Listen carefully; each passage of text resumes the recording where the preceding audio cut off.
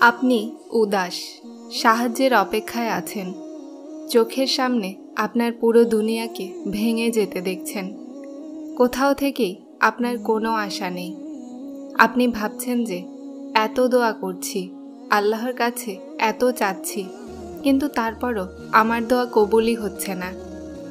আমি জানি যে আপনার মনেও এমনই খেয়াল আসছে। তাহলে শোনো, আল্লাহ কোরআনে বলেন, আমি মানুষকে সৃষ্টি করেছি এবং তাদের অন্তরে যা আছে সেটার সম্পর্কে আমি অবগত, আর আমি তার অতি নিকটে। আল্লাহ আপনাকে আপনার চাওয়ার মধ্য দিয়ে অতিক্রম করিয়েই আপনার চাওয়া পর্যন্ত নিয়ে আসেন। আর এটা জেনে রাখুন, যেভাবে আপনি আপনার জীবনের এক এক ব্যাপারের হিসাব রাখেন না, আল্লাহও তার বান্দাদের এক এক সিজদার, এক এক দোয়ার হিসাব রাখেন। আল্লাহ কখনোই আপনার অশ্রু নিয়ে চাওয়া দোয়াকে ভোলেন না। তারপরে তিনি আপনাকে কিভাবে ভুলতে পারেন?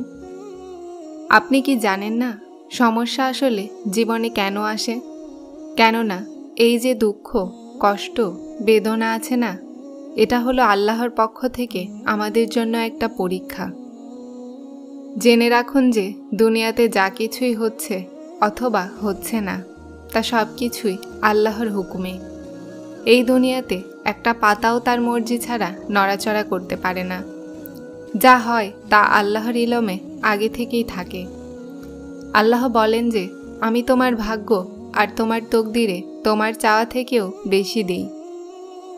আর যদি আপনি এই ধারণা করেন যে সমস্ত সমস্যা আমার সাথেই কেন, তাহলে এতটুকু মনে রাখুন যে দুঃখ আর সমস্যা কখনোই সারা জীবন থাকে না।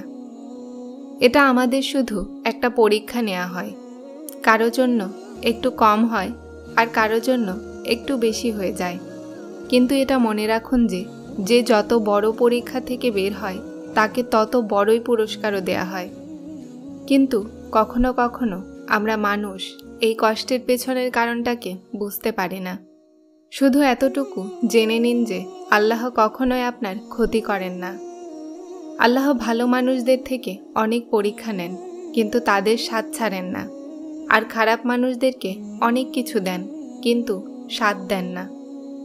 আল্লাহ কোরআনে সেই দুঃখী হৃদয়গুলোর জন্য বলেছেন যে তুমি এই কঠিন পরিস্থিতি তো দেখবে, কিন্তু এটা স্বস্তির সাথে জড়িয়ে আছে। সেই জিনিসগুলো যা তোমার থেকে দূরে সরে গেছে অথবা দূরে সরিয়ে দেওয়া হয়েছে। কোনো সম্পদ ছিল যা হাত থেকে ছুটে গেছে। কোনো আপনার মনের পছন্দ মতো জিনিস ছিল যা আপনি খুব গুরুত্বপূর্ণ ভাবতেন, তা হাত থেকে ছুটে গেছে। তো শোনো, আল্লাহ কোরআনে বলেছেন যে যে জিনিস তোমার হাত থেকে ছুটে গেছে সেটাতে দুঃখ করো না। কেননা যদি তুমি আফসোস করো তাহলে সেটার মানে হলো তোমার আল্লাহর ওপরে বিশ্বাস নেই। সবর করো, কেননা সবরের একটা ব্যাপার যা খুব ভালো লাগে, যে যখন সবর এসে যায় তখন আর কাউকে পাওয়ার দুঃখ থাকে না, কোনো কিছু পাওয়ার চিন্তা থাকে না। মনে রাখুন যে আল্লাহ ততক্ষণ আপনার পরিস্থিতি বদলান না যতক্ষণ না আপনি সেটা বদলান না যা আপনি আপনার অন্তরে পোষণ করেন। আর যতক্ষণ আপনি সেসব জিনিসে খুশি থাকা না শিখবেন যেগুলো আপনার কাছে আছে, তাহলে আল্লাহ আপনাকে সেটা কিভাবে দিবেন যা আপনি চান? যদি আল্লাহ আপনাকে সেখান পর্যন্ত না নিয়ে যাচ্ছেন যেখান পর্যন্ত আপনি যেতে চাইছেন, তাহলে বিশ্বাস রাখুন উত্তম হবে সব সেই জায়গা যেখানে আপনাকে তিনি তার মর্জিতে নিয়ে যাবেন।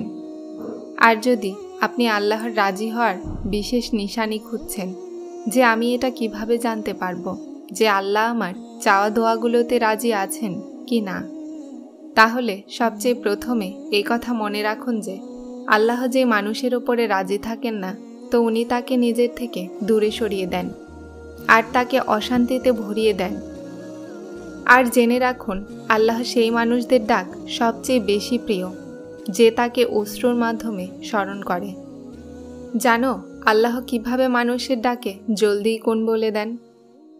যে দুঃখের মধ্যেও দৃঢ়ভাবে আল্লাহকে ডাকতে থাকে আর তার রহমত তার সবরের মাধ্যমে অপেক্ষা করে। যখন বান্দা বলে ইয়া আল্লাহ, তখন আল্লাহ বলেন চাও, তোমাকে দেওয়া হবে। আর জানেন তাহাজ্জুদে অশ্রুর সাথে করা এক সেজদা খুব জলদি আল্লাহর থেকে কোণের সুখবর নিয়ে আসে। আপনার দোয়ার ওপরে আল্লাহর রাজি হওয়ার একটা নিশানি এটাও যে বান্দা তার দোষ ত্রুটিগুলো সম্পর্কে জানতে পারে, আর এটাই হলো আল্লাহর রহমতের নিশানি। মানুষ যখন মেনে নেয় যে সে ভুল ছিল, তখন সে ভালো হতে শুরু করে। তারা ইবাদতে তখন খুব শান্তি অনুভব করতে শুরু করে। আল্লাহর ভালোবাসার নিয়মও কত সুন্দর, তাই না? সব কিছু দিয়ে বলে, আছো কেউ চাওয়ার? এজন্য আগামীকালের চিন্তা করা বাদ দিন। সেই রব আজ পর্যন্ত আপনাকে যিনি সামলেছেন, উনি আগেও আপনাকে সামলাবেন। এই সমস্যাগুলোর আশা তো আল্লাহর তরফ থেকে একটা নিশানি, যেখানে আপনার সবর আর বিশ্বাসের একটা পরীক্ষা নেওয়া হয়। এটা তো অনেক কঠিন একটা কাজ। মানুষ বেশিরভাগ চিন্তিত হয়ে যায়। কিন্তু এই একটা কথা জেনে নিন, যত ভালোভাবে আপনি এই পরীক্ষাকে অতিক্রম করবেন, ততটাই ফল আপনাকে দেওয়া হবে, যদি আল্লাহ আপনাকে পরীক্ষার জন্য নির্বাচন করে দিয়েছে। আর আপনি কি জানেন, আল্লাহর রহমত এমন একটা শক্তি যা শুধু আপনাকে দুনিয়াতেই ফল দেয় না, বরং আপনার আখিরাতও সাজিয়ে দেয়। আল্লাহ পাক তো কোরআনে বলেছেন, আমার কাছে চাও। তাহলে মানুষ কেন হতাশ হয়? তারপরও মানুষ আল্লাহকে ছেড়ে মানুষের ওপরে কেন ভরসা করে? যতক্ষণ আল্লাহ না চাইবেন, কিছুই পাবে না। আর যখন আল্লাহ রাজি হয়ে যাবেন, তখন কিছুই না পাওয়া থাকবে না। এজন্য দোয়া বিশ্বাসের সাথে চান, আর সবর করুন যে আপনি এই সৃষ্টি জগতের মালিকের কাছে চেয়েছেন, যার কাছে আপনাকে দেওয়ার জন্য সব কিছু আছে। উনি তো শুধু আপনার ডাকের অপেক্ষায় আছেন। আল্লাহ তো সবার, কিন্তু আপনি কি কখনো লক্ষ্য করেছেন যে যখন তার সামনে সেজদাবনত হন, তখন এমন মনে হয় যে আল্লাহ শুধুমাত্র আমার, শুধু আমাকেই দেখছেন, শুধু আমাকে তিনি শুনছেন, শুধু আমি আর আমার আল্লাহ আছি। আর এমন তখন হয় যখন শুধু সেজদা নয়, বরং সেজদায় মহব্বত আদায় হয়ে যায়। জানো আল্লাহ কখন বলেন? যখন আপনি জীবনের লাগাম আল্লাহর হাতে দিয়ে দেন আর চুপচাপ আল্লাহর হুকুমের অপেক্ষা করেন। আপনি আল্লাহকে বলে দিয়েছেন না যে কোথায় যাবেন, তাহলে সেখানে কিভাবে পৌঁছাতে হবে এটা ভাবা আপনার কাজ নয়। চিন্তিত হবেন না, উনি জানেন কি করতে হবে, কিভাবে করতে হবে। আপনি শুধু চোখ বন্ধ করে যেখানে তিনি নিয়ে যাচ্ছেন যেতে থাকুন। আল্লাহ আপনার কাছে আর কি চান তাওয়াক্কুল ছাড়া? এজন্য বিশ্বাস রাখুন, যা হবে ভালো হবে। যারা ভিডিওটি দেখছেন তারা সাবস্ক্রাইব করে হেদায়েতের সাথে থাকুন। আসসালামু আলাইকুম।